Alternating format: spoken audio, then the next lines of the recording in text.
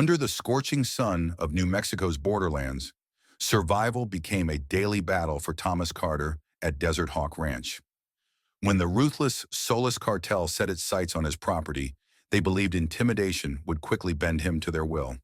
But they underestimated Thomas, a retired special ops trainer whose closest allies weren't just loyal humans, but highly trained military animals. Facing threats from Raul Arenas, the cartel's cold and calculated lieutenant, Thomas knew that yielding was not an option. Just as the cartel closed in, help arrived.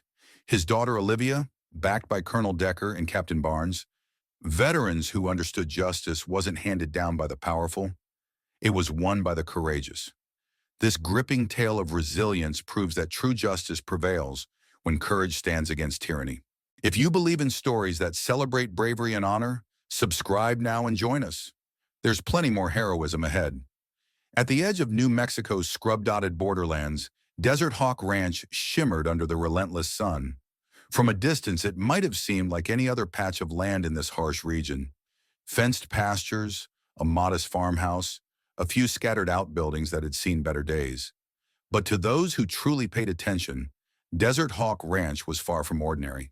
Its owner, Thomas Carter, a 62-year-old retired military trainer, had turned this expanse of hard earth into something closer to a fortress, although its defenses were far from obvious. Over 3 decades in special operations and military animal handling, Thomas had developed a sharp gaze that missed nothing. He knew how to notice small things, like the dust cloud kicked up by a slow-moving SUV on the far side of the barbed wire fence, or the brief glint of binoculars reflecting New Mexico's blazing sunlight. The ranch spanned several dozen acres of parched soil and stunted sagebrush, the land cradled by low hills that offered little cover except to someone who knew how to use them. Thomas's farmhouse stood at the center, weather-beaten wood bleached gray by countless summers. He had 3 Belgian Malinois, Maximus, Phantom, and Rex, each with a distinctive personality as well as an extraordinary skill set. Despite their calm demeanor while lying in the shade, these dogs could pivot to lethal precision at the faintest whistle or hand signal. Each had served multiple tours overseas, trained alongside Thomas in some of the world's most punishing war zones. Outside their kennels, 2 formidable horses, Zephyr and Tempest, grazed near the paddock. These were not placid farm animals either. Both had been part of a specialized mounted unit, schooled in cavalry-style maneuvers many believed outdated. Yet on this ranch, outdated methods often proved surprisingly effective. Life had been quiet until recently, when rumors circulated about the Solis Cartel, a powerful criminal organization that was expanding its reach northward.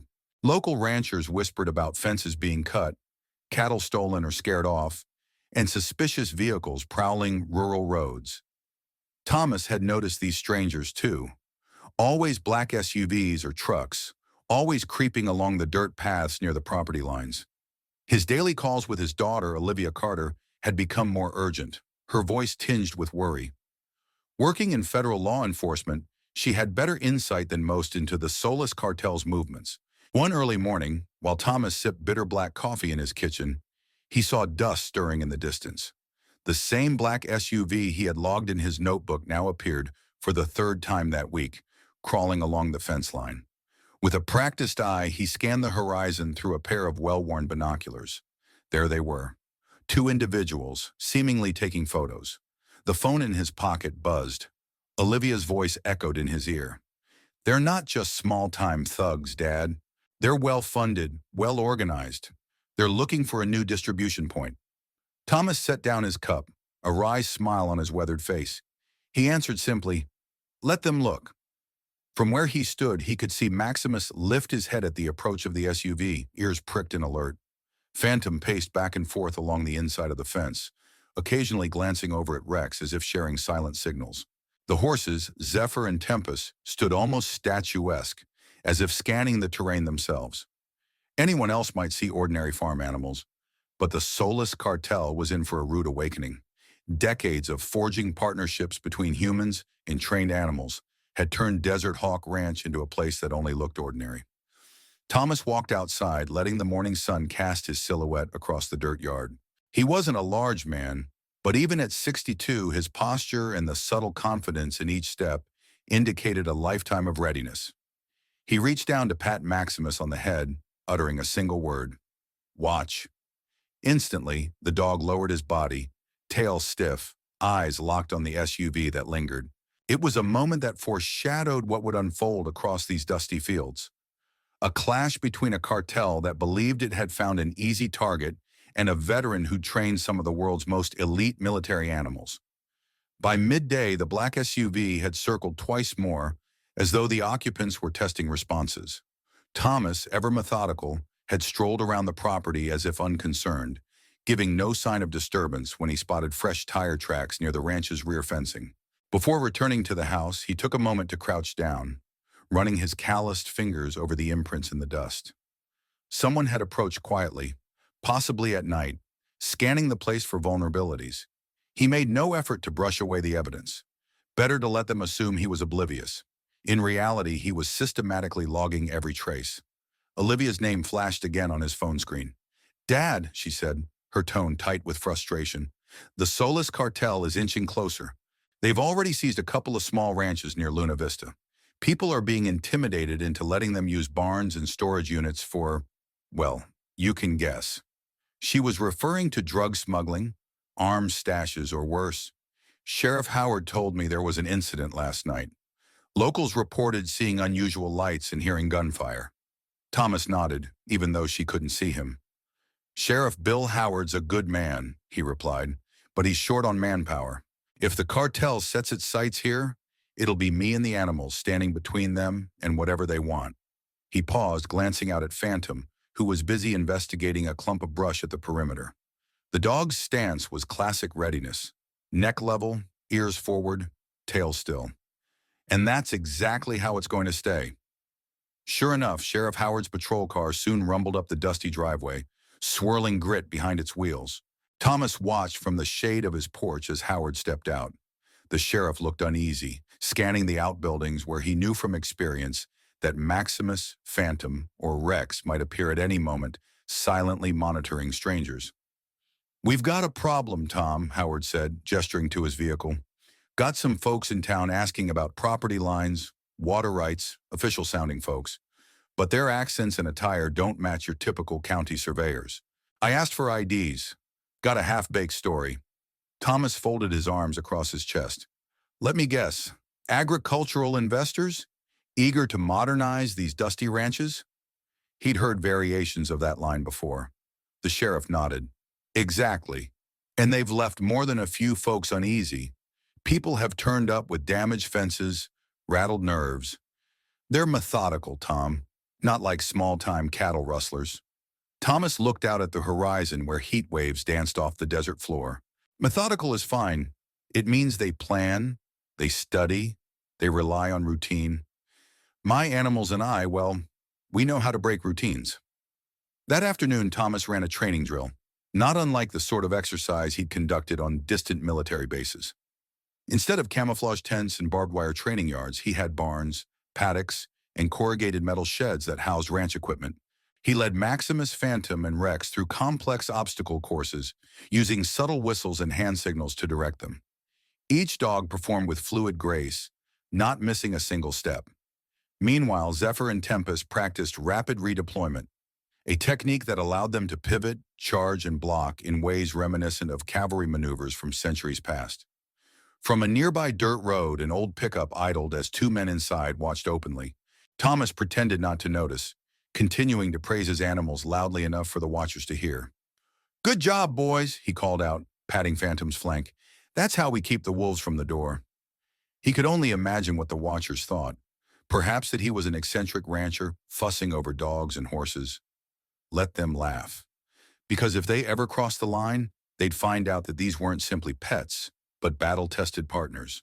When the sun dipped and the ranch was draped in twilight, Thomas made a final round.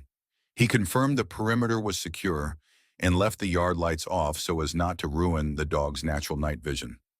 Inside the house, he sat at a heavy oak desk, sifting through a thick folder Olivia had sent him.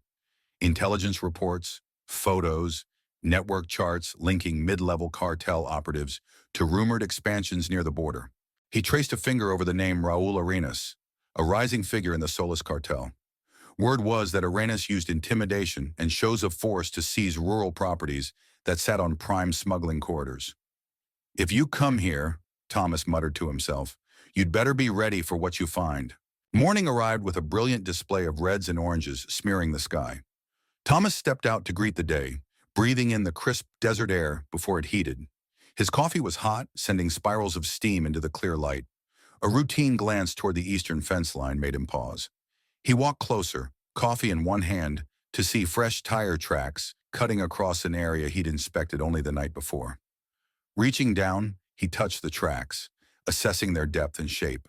Whoever had been there wore boots with a distinct tread, likely more than one individual. Maximus ambled over, sniffing at the prints. A soft growl rumbled in the dog's throat. "Easy," Thomas murmured, setting aside his mug. He followed Maximus's lead into the brush, where they discovered a covert camera wired to a small battery pack. It was the kind of rudimentary surveillance equipment that suggested outsiders who weren't fully professional or were rushed into scoping out the ranch. With a small laugh, Thomas left the camera there. Let them keep watching. He would feed them precisely what he wanted them to see. Before long, a familiar green pickup rumbled up the drive. Dr. Emily Wilson, the local veterinarian with a unique clearance to treat Thomas's special animals, climbed down carrying a medical bag. The Belgian Malinois trotted over, tails wagging. Emily knew the dogs well, having signed strict non-disclosure agreements about their real backgrounds. "I see we've had visitors," she remarked, gesturing to the concealed camera Thomas had shown her. "They'll regret taking an interest here." Maximus leapt onto a wooden platform Thomas used for training, and Emily began a quick exam. Teeth, gums, checking the joints. "He's in prime shape," she said, running her hands gently over the dog's flanks. "No issues." Thomas nodded. "They're better cared for than I am," he quipped. Then he turned more serious. "Emily, I have a bad feeling. Cartel footprints are all over the region, but they're stepping heavier by the day. I'm counting on you to stay safe." She pursed her lips. "I can handle myself, Tom, but I'll keep my eyes open." As she moved on to Phantom and Rex, a black Escalade rumbled into view on the main road, stopping short near the driveway. 3 figures emerged, feigning an engine check, but it was obvious they were photographing the ranch. Emily carried on examining the dogs as if they were ordinary farm animals. Thomas pretended not to notice, but his muscles tensed. A single mental command would have sent Maximus or Phantom sprinting to confront the strangers. Instead, Thomas watched them drive off after a few minutes, their mocking laughter faintly audible. By mid-afternoon, yet another unwelcome visitor appeared, a wiry man who scaled the back fence, perhaps believing the camera feed had revealed a blind spot.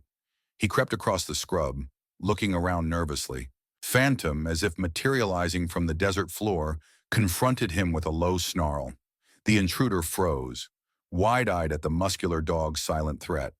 Thomas approached on Zephyr, the horse's hooves kicking up dust. "Looking for something?" he asked. "Calm as you please." The man muttered an excuse about a lost dog, but Phantom's bearing said otherwise. "Try the next county," Thomas suggested icily, stepping closer. With Maximus flanking him now, the intruder seemed to grasp that he was seconds from serious harm. Stumbling back, the man retreated the way he'd come. Thomas said nothing more, but the point was clear. Desert Hawk Ranch did not welcome trespassers. The intruder fled, likely heading straight to whoever had sent him. Every move by Thomas and the animals had been measured, a display of readiness. Let the cartel know this place would not fall without a fight. After the day's tension, Thomas took a quiet moment to scratch Maximus behind the ears. "You did good," he told the dog, who gazed up with calm devotion. There would be no illusions left for anyone who thought they could simply walk onto the property.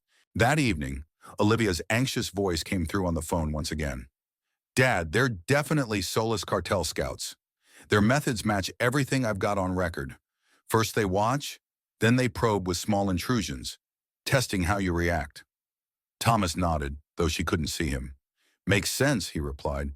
"They want to see if I scare easily or if I'll run to the authorities. They'll learn I do neither." He walked outside in the deepening twilight, the ranch awash in moonlight. Phantom and Rex took night positions, scanning open fields where long shadows crawled. Maximus lingered near the wooden corral, ears alert. Zephyr and Tempest, the horses, seemed almost ghost-like in the gloom, their breaths steaming in the cool desert air. Each creature was prepared for the next step in a dance of conflict that few criminals would expect from a mere rancher. A dull, throbbing tension lay over the ranch that night. With a practiced calm, Thomas retrieved a thick binder of intelligence from his office shelf, dropping it on the dining table with a heavy thump. Inside were detailed references from his decades-long career, training dogs and horses for special operations. There were photos of assault courses, killhouse drills, cavalry-style infiltration methods. Old teammates scrawled notes in the margins, praising the animal's ability to adapt in real time. This thick binder was, in some sense, a manual of how to wage a defensive war with minimal numbers, but maximum cunning. Thomas spent hours cross-referencing these old notes with the fresh intel Olivia had compiled on the Solis Cartel. Their structure was disciplined. They'd recruited ex-military advisors to shape up their enforcers. This wasn't some ragtag group smuggling across dusty back roads. They were the new face of organized crime, with a chain of command that rivaled small armies. By the time the first hint of dawn stained the sky, Thomas had a plan. He'd let them watch. Let them gather illusions of vulnerability. Then when they committed their forces, he and his animals would strike. With the morning sun came Sheriff Bill Howard again, looking more rattled than before. "Tom, they burned down a ranch south of here. Belonged to an older couple named Marley. They barely got out with their lives." The sheriff's eyes flicked toward Maximus, who watched from a distance. Whoever did it meant business. Thomas nodded gravely. "They'll keep testing the waters, scaring folks, pushing them off their land so they can set up shop." Howard inhaled, frustration deepening the lines on his face. "If you want, I can station a deputy here full-time. Might at least give them pause." A wry chuckle escaped Thomas's lips. "I appreciate the thought, Bill, but more uniforms might just escalate things. Besides," he gestured toward Phantom, who seemed to vanish behind a shed only to reappear on the other side. "I've already got guards, and they know this land better than any deputy." Before the sheriff left, he squeezed Thomas's shoulder. "Be careful, old friend." When Thomas turned around, a cloud of dust in the distance indicated more vehicles on the approach. This time it wasn't a single SUV, but three. The tension spiked as the vehicles parked at the gate. Men in suits stepped out, one tall, clean-shaven, with a calm air of authority. Olivia had warned Thomas about a new key player. Raul Arenas, a Solis Cartel lieutenant rumored to be exceptionally ruthless. The woman beside him, Inez Molina, was ex-military intelligence. The muscle behind them, a thick, powerfully built man Thomas recognized from a photograph labeled Mendoza, scanned the ranch. They walked forward, stopping at the fence line. The big man sneered. "Nice place, old man. Shame if something happened to it." Thomas calmly tipped his hat. "Don't see many traveling businessmen out here. You lost?" Arenas gave a cold smile. "Not lost. Finding new opportunities. My associates and I see potential in Desert Hawk Ranch." Thomas didn't invite them in, but they didn't seem to care. Arenas pressed on, offering to purchase the property for a generous sum. He extolled the virtues of bringing modern technology, improved irrigation, and fresh jobs for the local economy. Thomas listened without expression, arms folded. It wasn't difficult to read between the lines. Accept their money or risk violence? "If you're not interested," Arenas remarked, eyes flicking to the dogs, "there are other ways to convince you." From the corner of his vision, Thomas noticed Maximus and Rex slinking closer. The horse Zephyr pawed the ground, picking up the tension. Leaning against the fence post, Thomas responded simply, "No sale." "Huh." Arenas's composure briefly cracked, revealing a flicker of anger. "We'll be back," the cartel man said, voice low, "and I assure you, it won't be a friendly visit." Thomas watched them leave, ignoring the creeping chill at the base of his spine. He patted Rex's neck. "Let them come." That night felt more oppressive, as if even the stars dimmed in anticipation of violence. Olivia drove in from her field office, arriving at Desert Hawk Ranch with a stack of new files. She spent hours briefing Thomas and the sheriff, who'd stayed to coordinate protective measures. The Solis Cartel has deeper pockets than we realize, she explained, voice tight with exhaustion. They're not just small operators. They've drawn in paramilitary advisors, like the group Arenas is running. Thomas glimpsed photos of men with the bearing of ex-special forces, sporting foreign tattoos, high-end weaponry. They see these wide-open ranches and think, perfect distribution corridor, he muttered. Minimal law enforcement. Lots of territory to hide in. Olivia tapped a photograph of Inez Molina.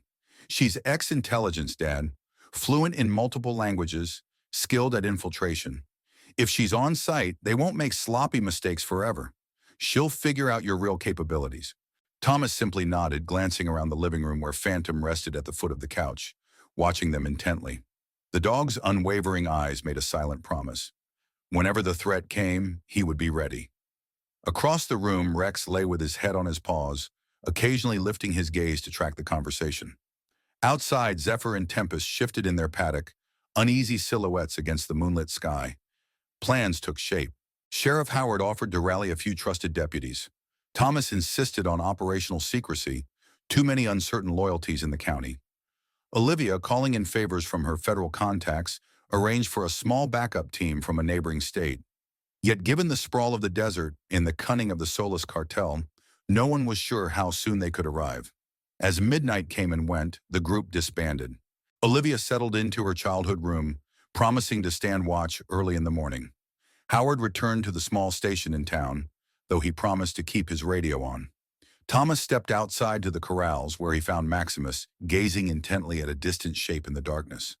It was likely just a coyote slinking across the scrub, but the dog's posture suggested that any sign of intrusion would be met with an immediate reaction. Before heading back in, Thomas paused, letting the desert night envelop him in silence. He recalled some half-forgotten firefight overseas, the tense calm before engagement. This desert, though, was his home turf, and that gave him at least one advantage. He murmured to the dogs, "We've come a long way, haven't we?" They stared back, ears forward, ready as ever. Thomas turned in, but sleep didn't come easily. He dozed fitfully, imagining the worst. A convoy of black SUVs smashing through the gates, the crack of gunfire echoing off the low hills. In his vision, the animals fought back with skill and courage, yet the sheer numbers overwhelmed them. He awoke with a jerk at 4 a.m., sweaty and restless. The ranch was quiet, but he knew trouble was on the horizon. Rising, he moved to the window, scanning the yard. Zephyr and Tempest still stood near the paddock, occasionally snorting in the chill air. Maximus, Phantom, and Rex slept lightly near the porch, rousing every so often to sniff the air. With the horizon beginning to lighten, Thomas set a fresh pot of coffee to brew. If today brought the fight, he'd meet it head-on. He was about to discover that the fight coming his way was far larger and more dangerous than even he anticipated. The next few days unfolded in a tense calm.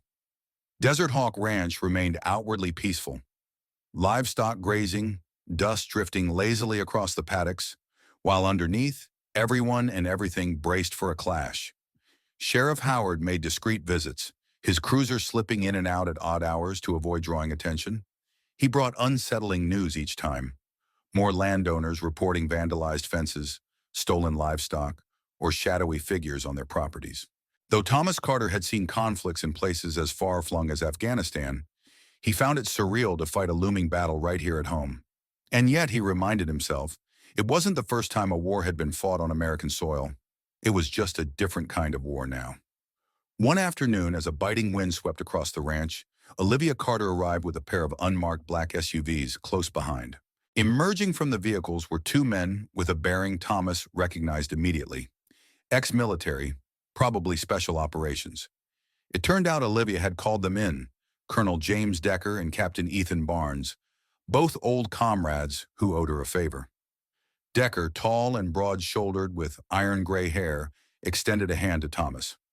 "Heard you might need some reinforcements, Carter. We're here to help coordinate." No small talk, no frills, just the directness of a soldier on a mission. Thomas offered a measured nod, his gaze flickering across the yard where Maximus and Rex peered at the newcomers. "I appreciate the assist. This isn't just a property dispute. The Solis Cartel is bigger and better organized than most suspect. We've got a small window before they escalate."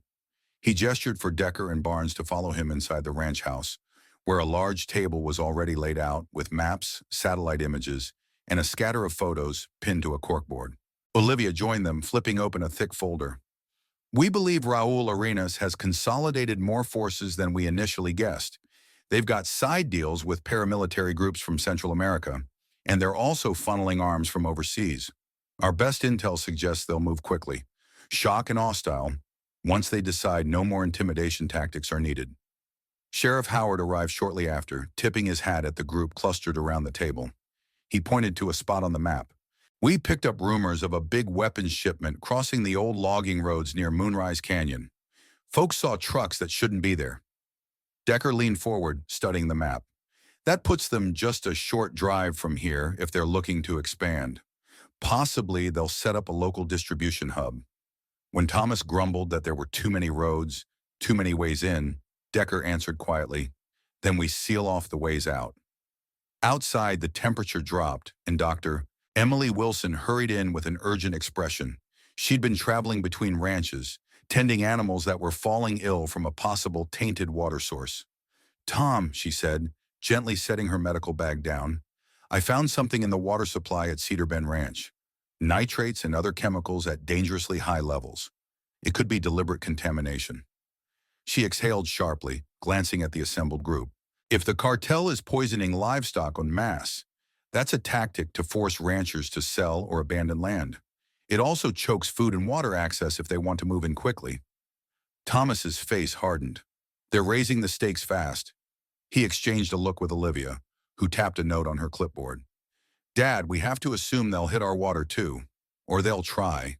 Olivia glanced at the window, where Zephyr and Tempest drank from the trough, oblivious to the conspiracy swirling around them. "We need to protect every resource this ranch has." Yet behind the collaborative planning and the wary glances, a realization settled in. The animals Thomas trained so meticulously, dogs and horses alike, might be the single greatest tactical edge. They weren't just watchers or deterrents, they were proven veterans of actual combat. And if the soulless cartel thought they were just barnyard creatures, a rude awakening was around the corner. Dawn arrived under a fiery sky of molten orange and violet, illuminating Desert Hawk Ranch in a surreal glow. The day's plan was clear: assess vulnerabilities and secure the ranch's perimeter in case the cartel tested them again. Colonel Decker and Captain Barnes split off with Olivia to inspect a line of vantage points around the outer fence. Meanwhile, Thomas delegated watch posts to his Belgian Malinois in a manner that few outsiders would believe if they hadn't witnessed it themselves. He used a series of nuanced hand signals, barely more than subtle wrist movements and short whistles, to position Maximus, Phantom, and Rex along strategic choke points. They appeared to roam freely, but in truth they were establishing a defensive grid no uninvited trespasser could penetrate unnoticed. Zephyr and Tempest, typically docile in the early morning, showed a restlessness as though sensing the tension. They were harnessed with modified tack that allowed for quick mounting if a rapid response became necessary. Sheriff Howard, lingering by the corral fence, shook his head in amazement at the horse's disciplined posture.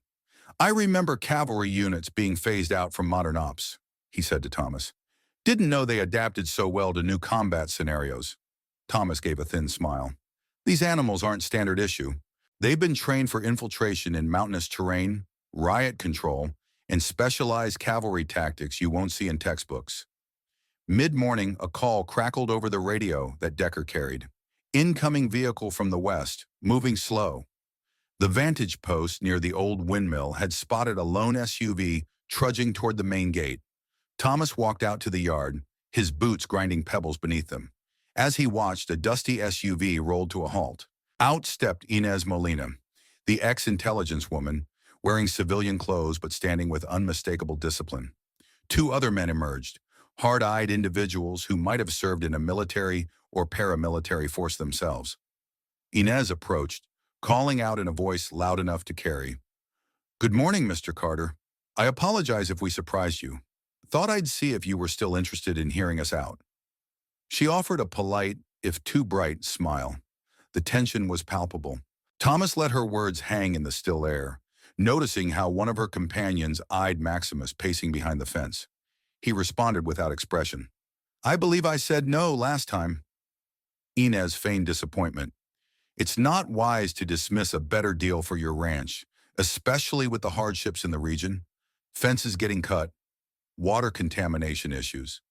She seemed to be testing whether Thomas suspected they were behind the sabotage, but he wasn't about to confirm anything. He simply shrugged. I'm not selling. Her companions exchanged a look. One let his gaze wander over the kennels, the stables, lingering a moment too long on the dogs. You really love these animals, huh? He asked sarcastically, hooking his thumbs in his belt. Shame if something happened to them. Thomas's jaw tightened. There it was, the unsubtle threat. Yet behind the tension, Thomas noticed the man's confusion, even derision. He genuinely believed these animals were no more than glorified pets. Let him laugh now, Thomas thought, because if the soulless cartel escalated, these pets would become the lethal advantage that might doom their entire plan. Inez gave a parting promise. We'll be back with final terms soon. After that, no more negotiation. The group pulled away, dust swirling in their wake, leaving Thomas feeling an even heavier weight on his shoulders. He could sense the final confrontation drawing near, an inevitable storm that would break over the ranch. Inside the barn, Zephyr nickered softly, as if echoing the dread that Thomas couldn't quite keep at bay. Before noon, the ranch bustled like a forward operations camp. Maps pinned on walls, people murmuring codes into walkie-talkies, dogs weaving through foot traffic. Colonel Decker summoned Thomas, Olivia, Sheriff Howard, Dr. Wilson, and Captain Barnes into what served as the command center, the spacious living room. A large table took center stage, covered with papers strewn about, surveillance images, property records, leads on cartel activity. A hush fell over them as Decker cleared his throat. We have two big problems, he began. First, intelligence suggests Arenas is coordinating with outside mercenaries, ex-soldiers with experience in advanced tactics. Second, there's confirmed sabotage of water sources across multiple ranches. Dr. Wilson pointed to a lab report. The contaminants are consistent with a variety of chemicals that, on their own, might appear as ordinary runoff, but together they can poison cattle and potentially humans. If they spike our main well or the supply, Desert Hawk Ranch could be crippled. She looked around, her voice urgent. We have to protect the livestock here, and I can't test every source in time if they do a coordinated strike.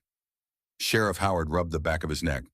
We can put a deputy at the water facilities, but we're short-handed. I've only got 6 men I trust completely in my department. If the cartel brings in mercenaries, we'll be outgunned. The silence that followed was heavy. Captain Barnes spoke up next, glancing at Thomas. That's where we come in. We've prepared hidden vantage points, fallback positions, choke points, but we'll need your animals on the front lines. Their sense of smell, hearing, reaction times, they're better than any security gadget we can set up. Thomas nodded. That's what we've trained for, but it won't be enough if the cartel attacks with overwhelming numbers. We'll have to rely on deception. Make them think we're more vulnerable or disorganized than we really are. Let them commit, then strike when they least expect it. The plan taking shape was a far cry from any official law enforcement operation. It was more akin to the tactics Thomas had refined in special ops. Lay traps, feed false intel, and exploit the enemy's confidence. A call came in on the radio from one of the newly placed watchers near the canyon road. Multiple SUVs heading toward the old Chadwick property, a voice reported. Looks like a potential staging ground. Decker and Barnes exchanged grim looks. They're massing, probably for a larger push. They want to control the route that lets them bypass official checkpoints, Barnes guessed. Olivia keyed her microphone. Roger, maintain observation, don't engage. Then she turned to the group, her eyes flashing with the determination that made her a formidable federal agent. We should alert any remaining ranchers who haven't fled. Let them know to either get out or hunker down. Howard nodded, noting names on a clipboard. Some families are too stubborn to leave, Tom. They've lived here all their lives. Sighing, Thomas looked down at Maximus, who sat at his feet, ears perked. Stubbornness can be a strength if we use it right. He crouched to scratch the dog's neck. My father always said, trust your land, trust your people, trust your animals. We've got all three. They don't. And so a feverish scramble began. Messages went out, supplies were locked down, extra feed was stored in hidden spots, and Dr. Wilson double-checked that all the vital animals, especially the horses, were well hydrated and inoculated against anything that might be introduced into their troughs. Thomas moved through the ranch at a brisk pace, mentally rehearsing each trap and countermeasure. Every time he paused, he found himself repeating one phrase: "Let them think we're weak." It was the oldest strategy in the book, and often the most effective. By late afternoon, dusty wind drove loose straw and bits of tumbleweed swirling across the ranch yard. The tension, already thick, took on a new dimension when a battered truck came barreling into the driveway. Conrad Reyes, a neighboring rancher, leapt out, his eyes wild with fear. "They've hit the Rodriguez place," he shouted the moment he saw Thomas. "Tried to take the cattle, but ended up torching half the barn when they couldn't load everything. The Rodriguez family barely escaped." Pekiwi. Olivia and Decker exchanged looks. This was precisely the escalation they'd feared. Thomas gestured quickly to Rex, who darted toward the corral, barking sharply to gather Zephyr and Tempest's attention. Even the horses seemed on edge, as if they sensed the violence creeping across the valley. Reyes leaned against the truck, panting. Sheriff's deputies showed up, but the attackers melted away into the hills. He glanced at Thomas with a flicker of hope. "I was told you have a plan." No one answered directly, but the determination in Thomas's stance spoke volumes. "I'm sorry about the Rodriguez family," he said quietly. "We'll do what we can. Right now, we need to be ready for them to come here." The man nodded, swallowing hard. Then, after collecting a few supplies from Dr. Wilson, he drove off again, presumably to check on other neighbors. Inside the barn, Colonel Decker and Captain Barnes laid out the final details. They had identified key points for ambushes, spots where the terrain naturally funneled vehicles or foot soldiers. Sheriff Howard's men would lurk in wait with high-powered rifles. Decker's small team would handle explosive deterrence if it came to that. Thomas insisted that any bombs used should be strictly non-lethal or contain minimal shrapnel, just enough to scare off attackers or disable vehicles. "This is still my home," he reminded them sternly. "We're not turning it into a war-torn landscape if we can avoid it." Then it came time to map out the roles of the animals in what was looking more and more like a full-scale siege. Decker had never worked so closely with dogs and horses in actual battle conditions, and although he'd seen plenty in his military years, this was new territory. "If these canines can handle complex commands and quick reaction times, we can position them to intercept small infiltration teams," he suggested. Thomas agreed, adding that Zephyr and Tempest provided a nearly silent form of high ground. Horses, when trained, could thread through terrain vehicles struggled with and do it quietly. Captain Barnes asked the question that had been on everyone's mind. "How do we coordinate so many moving parts? If the cartel arrives in force, we've got, what, 10, maybe 12 armed people on our side? That's counting the sheriff's deputies, plus us." Thomas glanced at Olivia, who gave a succinct answer. "We rely on unexpected tactics. Cartel paramilitaries won't expect a cavalry charge. They won't expect dogs trained to breach a position or isolate hostiles or to guard vulnerable spots without a handler constantly on them. They'll assume we have standard farm security, maybe a few rifles, some floodlights. But we have to be careful," Thomas added. "If they adapt quickly, they can neutralize us with sheer numbers. The moment we sense them regaining momentum, we fall back and reposition. We don't stand our ground in a pitched firefight. That's how we get overrun." A somber air settled in after that. No one wanted a bloodbath, but they had all chosen to stand and defend Desert Hawk Ranch. Thomas walked out to check on Maximus, Phantom, and Rex again, repeating the training signals and verifying their readiness. Each dog answered with a posture of calm confidence. Zephyr and Tempest, too, were saddled with special bridles, able to respond to reins, knee pressure, or even subtle shifts in Thomas's weight. As dusk approached, the group prepared for yet another sleepless night. Everyone knew the Solis cartel had tested, probed, and threatened. Now it seemed poised for a devastating assault. The only question left was whether the ranch's defenders, and the extraordinary animals among them, could hold their ground against an onslaught of this scale.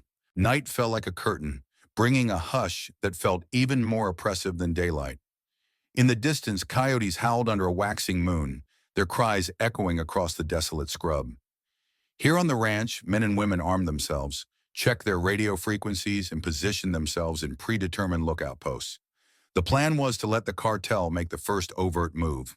If the watchers spotted any sign of infiltration, the defenders would respond with carefully orchestrated tactics designed to confuse and scatter the attackers. Thomas could feel adrenaline thrumming through his veins, though he kept his composure. He rode Zephyr in a broad circle around the yard, accompanied by Phantom loping silently alongside, while Captain Barnes rode Tempest on the opposite flank, ensuring their vantage included the entire south fence line. The quiet snorting of the horses blended with the distant shuffle of the dogs patrolling, creating a surreal calm that clashed with the knowledge that violence could erupt at any second. Shortly after midnight, a deputy's voice crackled through the radio. "Movement on the east approach. 3 vehicles, no headlights." Thomas tensed. "Copy that. Everyone hold position." He guided Zephyr back toward a small stand of mesquite trees where they had partial cover. Maximus and Rex slipped into the darkness, heading east to confirm the exact location of these intruders. Minutes passed like hours. Olivia's voice on the radio was barely above a whisper as she reported from another vantage point. "I see them. Possibly 8 or 9 men total, fanning out in a staggered line. They're scoping the perimeter." This was exactly what Thomas had anticipated. He gave a short whistle, signaling the dogs to remain hidden. At the same time, Colonel Decker and Captain Barnes zeroed in with night vision scopes, prepared to open fire if the invaders came closer. At last, a figure detached from the group, silently crossing a patch of ground near the barns. A second figure followed, carrying what looked like bolt cutters. Just like the small test infiltration from before, but more purposeful this time. They began snipping wires and stepping through, only to come face to face with Phantom, who appeared like an apparition. For a moment, no one moved.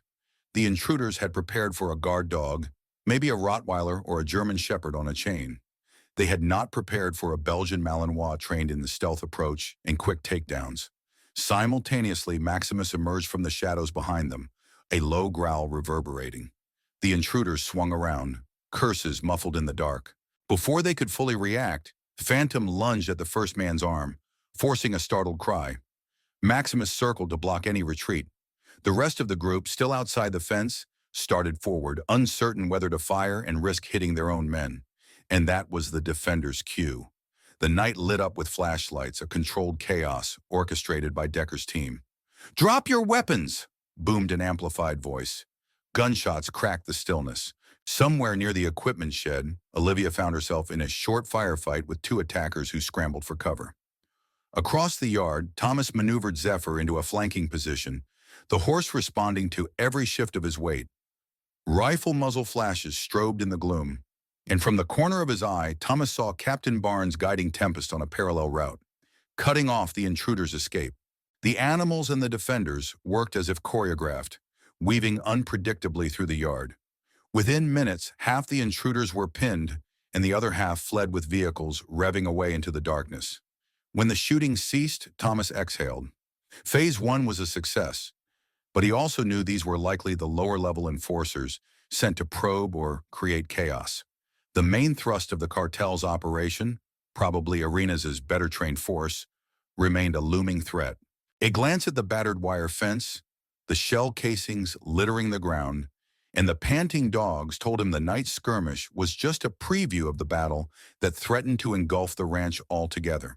The night's clash at Desert Hawk Ranch left everyone rattled, except perhaps the animals, who reacted to the renewed calm with steadfast composure.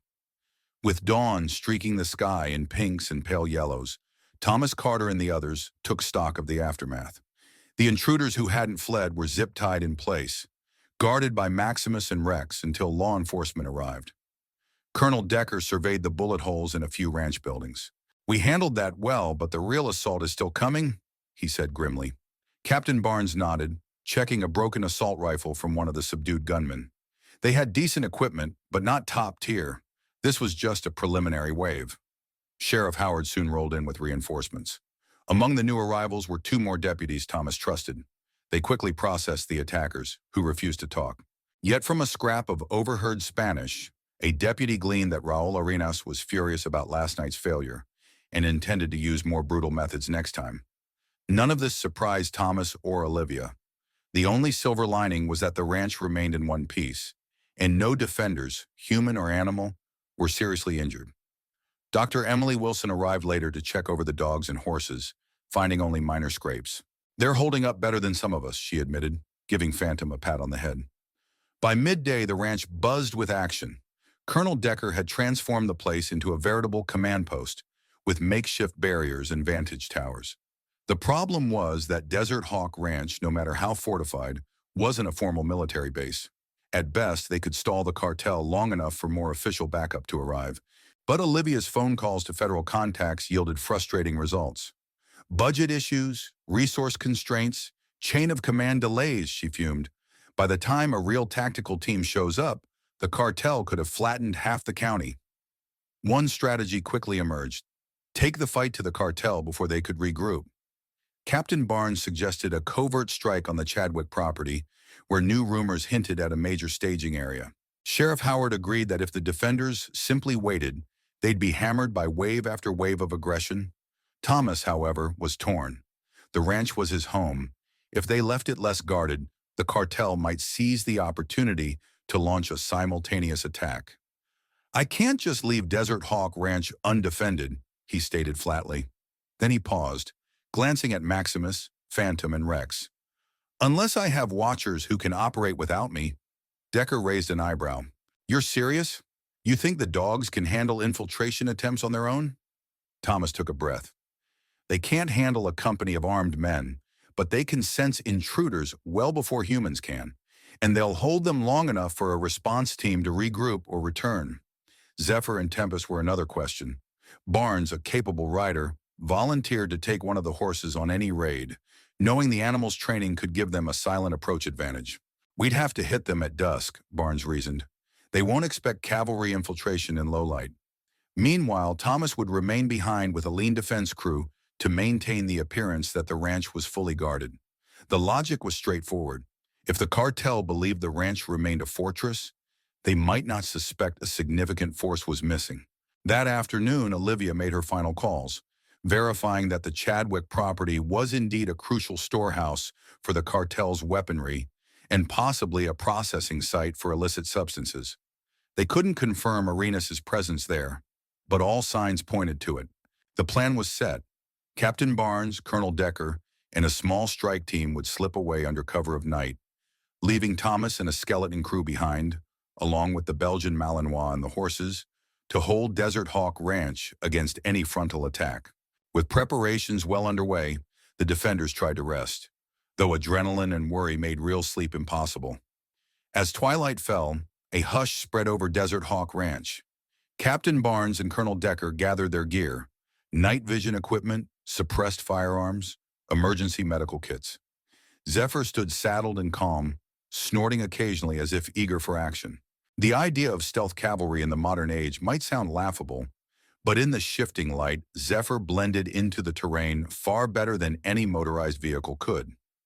Barnes tested the horse's responses to subtle reins and leg pressure, nodding in quiet admiration. "This could work," he murmured, "provided we choose the right infiltration route." Before departing, Colonel Decker addressed the small group staying behind: Thomas, Olivia, Sheriff Howard, Dr. Wilson, and 3 deputies, plus the dogs and Tempest. "Our biggest fear is a two-pronged attack, one on the Chadwick property to wipe us out, and one here to crush Desert Hawk Ranch. That's why we can't fully commit to either location." He locked eyes with Thomas, adding soberly, "You hold here. If they come at you with all they have, retreat. Don't throw your lives away." Thomas nodded, exchanging a look of unspoken trust with Decker and Barnes. He then knelt to check the harnesses on Phantom and Rex, making sure each dog wore a Kevlar vest with pockets for tracking devices.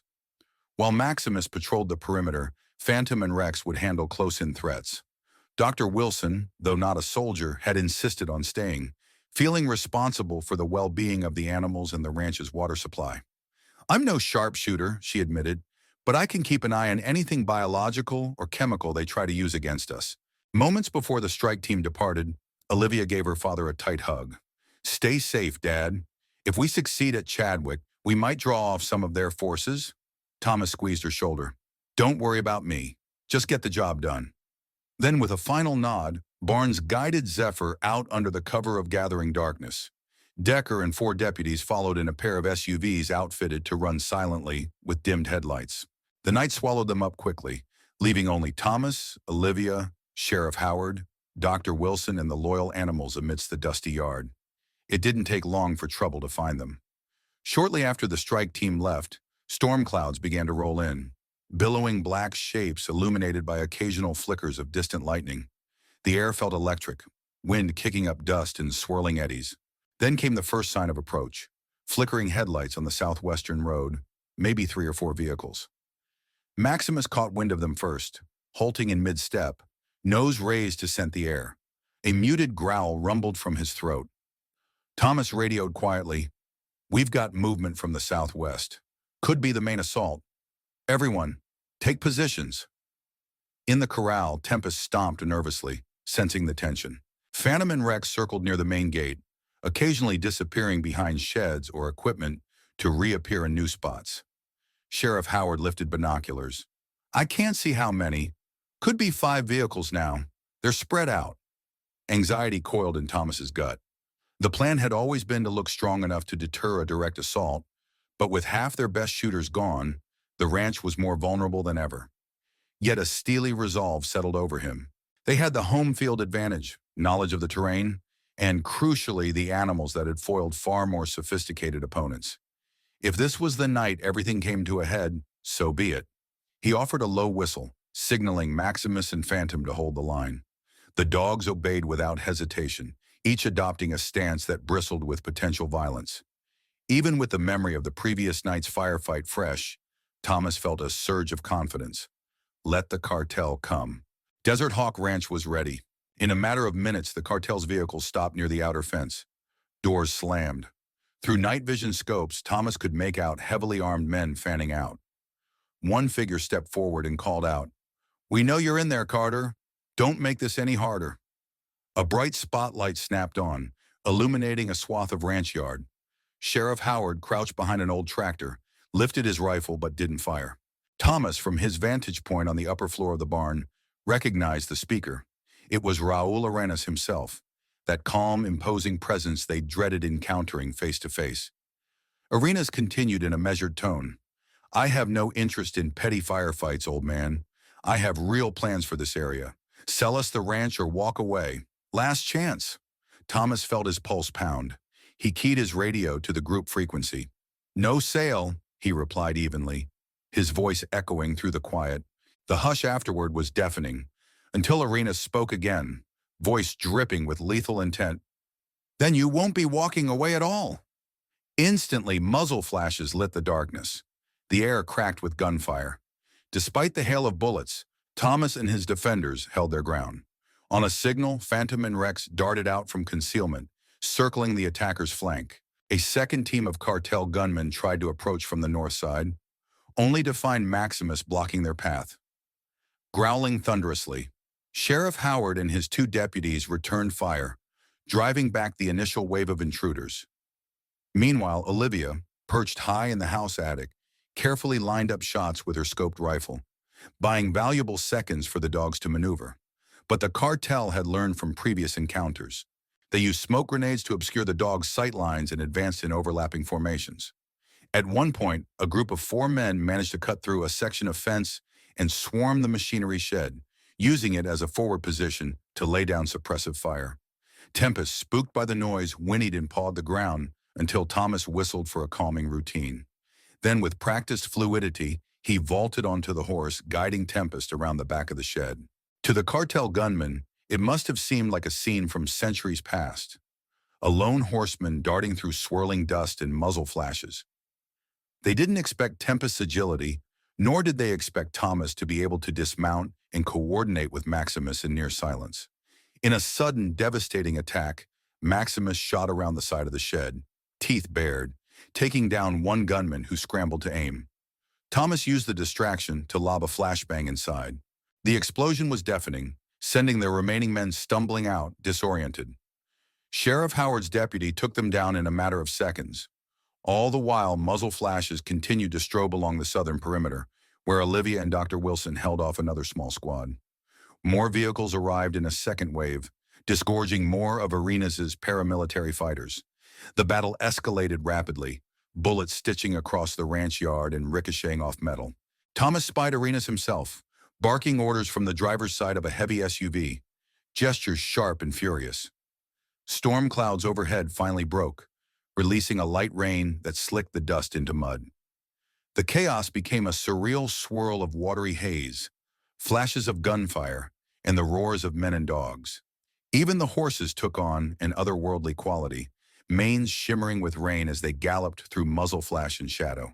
As the firefight raged, a crucial development unfolded miles away at the Chadwick property. Colonel Decker's strike team had slipped in under the cover of darkness, accompanied by Captain Barnes on Zephyr. They discovered a small fortress in the making, barbed wire barricades, stockpiles of weapon crates, and a handful of guards who seemed more than a match for local law enforcement. The team took out lookouts with swift precision, employing suppressed rifles and silent takedowns. Decker planted small charges on the stockpiles, designed not to create massive explosions, but to destroy the crates and create confusion. Barnes used Zephyr to quickly shuttle equipment and men across rough terrain, maneuvering in ways the cartel simply hadn't planned for. The plan worked almost too well. Chaos erupted among the cartel ranks, who mistakenly assumed a large, well-armed force was attacking. Radio chatter spiked with calls for reinforcements. Teams rushed from multiple directions, thinning the group assaulting Desert Hawk Ranch. By the time Decker's men detonated the charges, the Chadwick site was engulfed in fires that devoured the stored weapons. Panicked enforcers abandoned their positions, fleeing into the desert night. Captain Barnes and Decker signaled success. "Package neutralized. Returning to base," came the crackling voice over Thomas's radio amid the ranch firefight. At Desert Hawk Ranch, the tide began to turn. With fewer reinforcements to shore up Arenas' main assault, the cartel found themselves outmaneuvered by the defenders' cunning and the animals' unstoppable synergy. Olivia's rifle fire from the attic forced the retreat of multiple squads. Phantom and Rex pinned down infiltration attempts along the eastern fences, while Maximus circled back to guard Dr. Wilson and the crucial water supply lines. More than once, a gunman was startled to find a snarling dog lunging out of the darkness, forcing him to drop his weapon.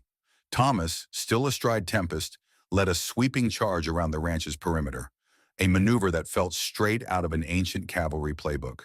The horse's iron shoes drummed on wet earth as Thomas fired from the saddle. In the strobing lightning and muzzle flashes, the image of horse and rider felt like a ghostly wraith to the shocked cartel enforcers. One by one, their vehicles were disabled, tires shot out by precise marksmen, or in one case, windows shattered by a frantic scuffle when Phantom leapt inside an open door. Eventually, the incessant gunfire began to wane. Sheriff Howard, voice cracking from a near-constant flow of radio updates, shouted, "They're pulling back, regrouping near the main gate." Indeed, the battered remnants of Arenas' strike force converged near their vehicles, likely preparing a desperate final push or an outright retreat. Olivia and Dr. Wilson advanced from the house, rifles at the ready, while Maximus stood poised at Thomas's side. In the end, it was Raul Arenas who made the choice for them all. Recognizing that his best-trained men had been overwhelmed or diverted to Chadwick, he snarled into his radio, "Fall back! We're done here!" Engines roared to life. A few gunmen continued firing, covering the retreat, but the defenders soon returned with volley after volley of accurate shots. One by one, the vehicles peeled out onto the main road, disappearing into the swirling dust and rain-lashed darkness. Amid the carnage left behind, spent casings, bullet-riddled fences, the acrid smell of burned fuel, Desert Hawk Ranch still stood. Weary defenders slumped with relief, their breath fogging in the now chill air.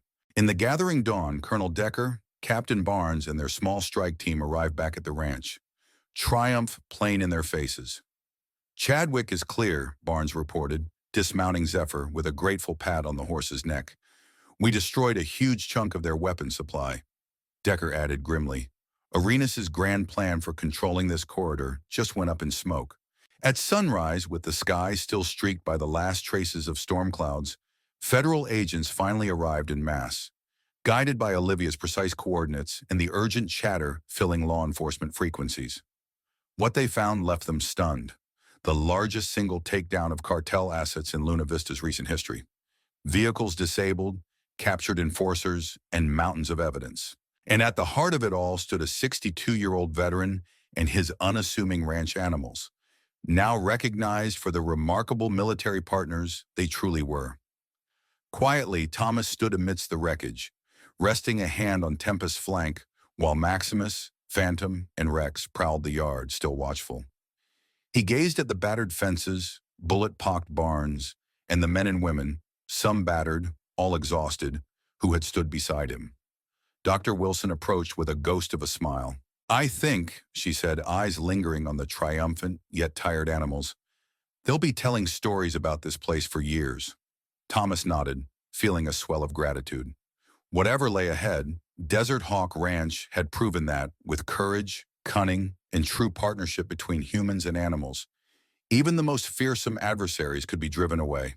In the aftermath, Desert Hawk Ranch stood battered but victorious, a testament to the strength of human spirit and the extraordinary bonds forged between Thomas and his animal companions. The Soulless Cartel's defeat underscored a powerful truth. Courage and cunning can topple even the most formidable threats. But this story leaves us with an important question. How far would you go to protect what's yours? In an era where justice can sometimes feel out of reach, Desert Hawk Ranch reminds us it's still within our grasp if we're brave enough to fight for it. We'd love to hear your thoughts on this incredible stand.